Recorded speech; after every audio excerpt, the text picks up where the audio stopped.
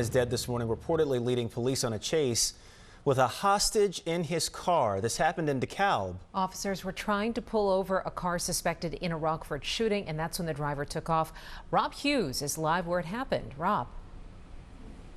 Yeah, guys, I can tell you this scene now has turned into an investigation. The active part of this scene appears to be over. This stretch of Nelson Road behind me is completely closed to through traffic. In fact, this is as close as DeKalb County deputies will allow us to get to the scene, at least several hundred yards away. As you can see, we are in a rural area of DeKalb, about 5 miles, I should say, northwest of DeKalb. This hours-long situation culminating in a chase, a hostage situation, shootout, and ultimately the death of the suspect.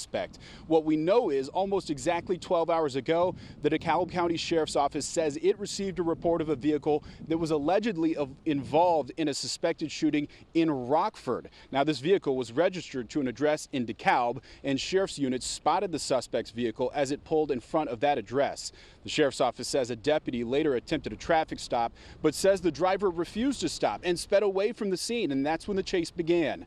Deputies say they used stop sticks to deflate the suspect's tires, bringing us to this location, roughly the intersection of Nelson and Rich Roads. At this point, deputies saw the suspect was armed with a handgun. There was another person in that vehicle that was being held hostage, according to deputies. A DeKalb Special Ops team, including hostage negotiators, were ultimately successful in getting the hostage released after several hours, we're told, of negotiations. The Sheriff's Office says it continued to attempt to get the suspect to surrender, but the suspect instead suddenly pointed a gun at police, firing several rounds at them. Police say they returned fire, killing the suspect. I did just speak with DeKalb County Sheriff Andy Sullivan, and he told me the location here is unrelated to the suspect. This is simply where the chase ended and the hostage situation played out overnight. Right now, the Illinois State Police, as well as DeKalb County State's Attorney's Office, are conducting an independent outside investigation.